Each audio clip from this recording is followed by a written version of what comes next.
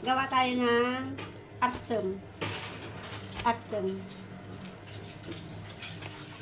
Artem na sili.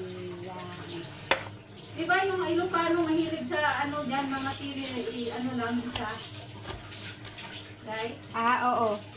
Ilocano o Bicol, yung maliliit, hindi isa. Yung linalagay sa sukaw sa usawan? Hindi, gisa talaga. Ay, oo, yung pinapakbet? Oo. Oo.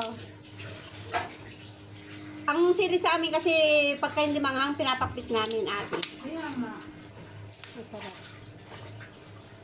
Dito man dahil mag ano. Sila ko lang ako yan. Wala yan yung ano. Hindi eh. Wala siya. Ate, hindi ba pwedeng buksan tong ano? Ala. Ito? Itong... Gusto mo yung ano? Oh. Gusto mo yung pino? Yan ba yun? Hindi kami nagaganyan. Yung malaki? Wala. Ganun.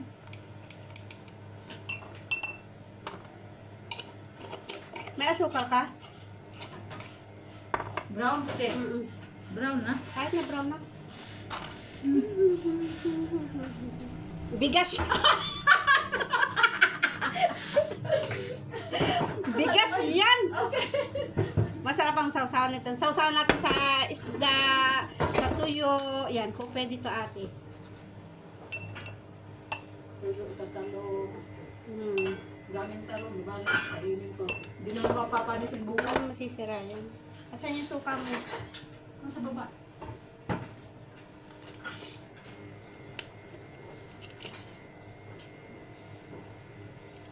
Gagawa ako ng artem.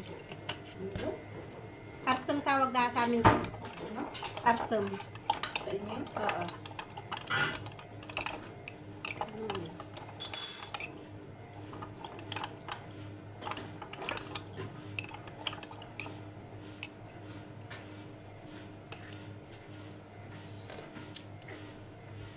Ano?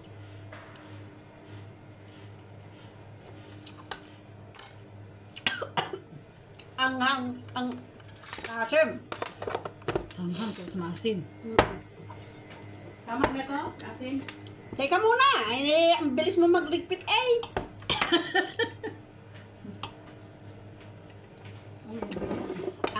ang bilis magligpit eh. Yung abutan ko itong ano, tapos yung mapigilan mo pala, no? Pag ganyan. Oo, manhang ba? Sobrang angang. Binilan ako ni nanay kagabi. Dahil nag-supermarket, nagpunta sa Slimes, napakaalat, hindi ko kinain. Sabi niya, itapon mo na lang, sobrang alat.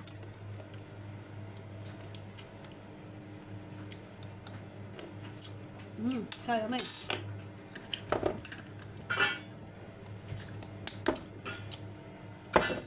Ang sarap ng sausawan na yan, sausaw. Pwede mo rin lagyan to ng ano, ng kiara. May dalawa din. Ano mo? Ano mo yung dalawa ko? Tara, nandito na naman ako kay Ate Sally.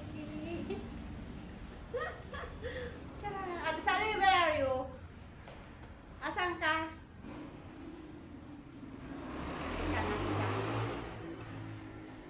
Sino kausap mo?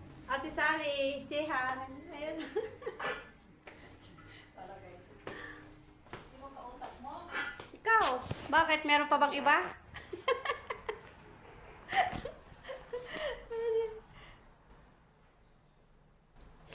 Meron pa bang iba, Ate Sally? Pambihira. Kadadala-dalawa tayo dito eh.